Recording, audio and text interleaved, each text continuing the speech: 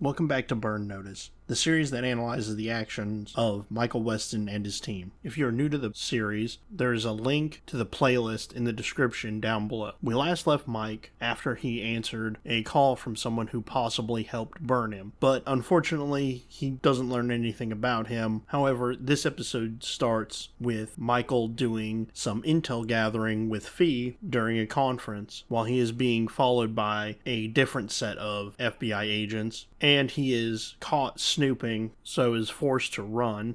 Locked. And plenty of exits. Stop right there! The fire hazard.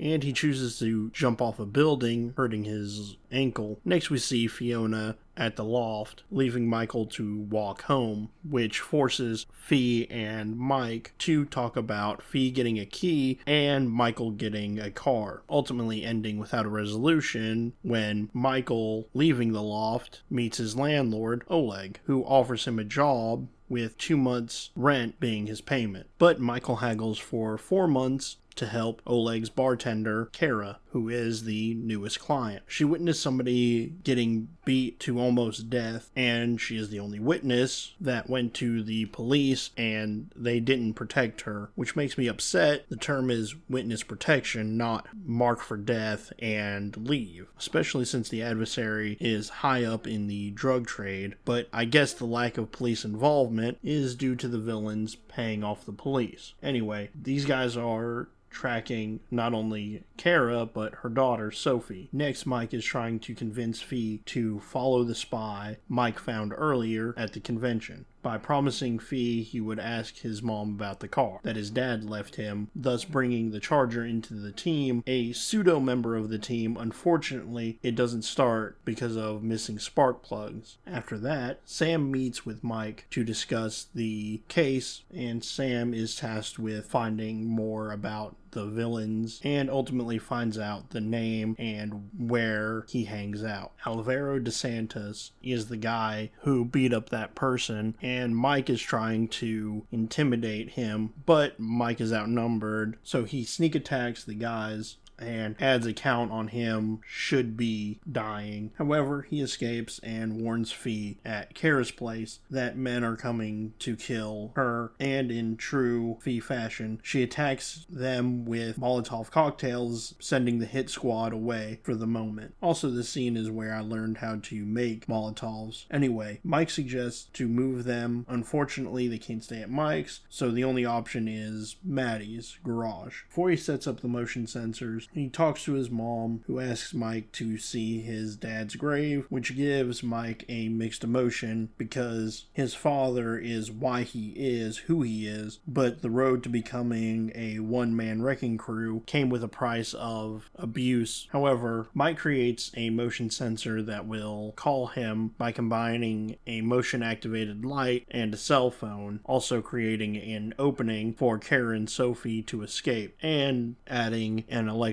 door handle to at least slow any would-be captors. Next, Mike goes over the rules to Sophie and Kara, with Sophie, a teen, finding the rules stupid, and Mike reassures her that this is the best option for them to survive. And Sophie has this to say: "Whatever, it's a freaking garage. I'd rather be killed than live here." Well, those are your two options. And Sophie wants to go to a dance, but Mike forbids it because the bad guys could track her there. After that, Mike meets up with Sam to get more info on DeSantis and learns of his lawyer, Gelman, who is the lawyer for the cartel DeSantis works for. Next, Mike creates a spike strip when Oleg asks about the job. After Mike finishes with Oleg, his spike strips stop the lawyer for a chat, and Mike tries to strong-arm Gelman to get DeSantis to back off of Kara. After the meeting, Mike meets Fee to learn about the spy. Mike needs to get info on the burn notice, which Fee isn't too keen on because the sooner Mike learns about the burn notice, the quicker he leaves Miami. Foreshadowing their dance of will he, won't he, when in the future giving the chance to leave will be a difficult one because it's either take the job and leave Fee or reject the job and stay with Fee. Back to talking to Gelman, who didn't make it to the meeting, but instead sent a hitman. And I'm sure you're wanting another point for the Michael Weston death count, but sadly,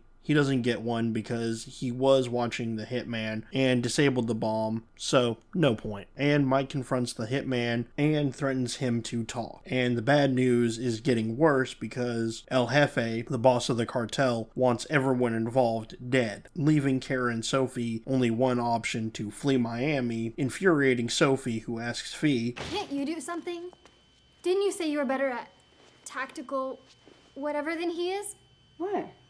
I am. I find this scene funny because Mike is way better tactically, not just in this episode, but in previous episodes as well. And Michael goes into more detail of leaving Miami. Fee then plants evidence at Kara's house, directing them to Salt Lake City, and while she is working, she asks about the key to the loft. Ultimately, Mike succumbs to this to try and save Fee, and she gets out fine. Mike tells Kara and Sophie where they're going to, and Sophie storms off. Next, Fee finds the spy is going to dinner, the perfect opportunity for Mike to ask for a favor, because this spy doesn't want his cover blown. That's when Mike asks for the Homeland Security directive that authorized his burn notice. Begrudgingly, the spy accepts because of Mike's knowledge of the spy's action against his dinner guests. But during the exchange, Mike's phone rings, signifying someone is at the safe house. However, it was Sophie sneaking out, and Mike gets Sam to rush over, with Mike having to go to the school to find Sophie and protect her from the henchmen. Mike sets a trap and sends Sophie away, which could have bit Michael in the butt because he isn't 100% sure these are the only henchmen that were sent here, but it does make sense not to fight with Sophie in the room. One stray bullet and the mission's over. After fighting off the goons, he steals spark plugs. Also, because he set up the trap, he doesn't get another point on his death counter. Mike does reconnect with Sophie, and he goes over his backstory about Fee to Sophie. Again, furthering his long sordid history and reassuring Sophie that she will find the guy again. But this escape forces Mike to go on the offensive by using the FBI and some recut footage to make it seem like DeSantos is flipping on the cartel. Also, this is the first use of Chuck Finley as a cover ID, and this is going to be Sam's go-to cover for the remainder of the series. Anyway, after recording the convo, they splice the vocals and drop it off to the feds. Also, Sam informs on Mike, but it doesn't go super in-depth. Next, we see that Mike meets up with Gelman to scare him, getting Gelman to talk to the FBI and finding the tape of DeSantos wanting to flip on the cartel, which does put DeSantos on the #1 of the cartel's hit list, never to be seen or heard from again. Next, we see Mike give Fiona a key to the loft. Kara and Sophie meet up with Mike again to say thanks for saving them. Sophie remarks on the charger, and Michael starts it up. Finally, Mike goes to see his father's grave to meet up with the spy for the intel, ending this episode with a little bit more about the burn notice and the charger literally driving off into the sunset. This episode helped define the relationship of Mike and Fee, and also with Maddie, and the clients did grow to enjoy Mike's help, and we also got another piece of the puzzle for the burn notice. Thank you for watching. There's a link in the description for my other series, Inside Criminal Minds, and as always, please like, share, and subscribe.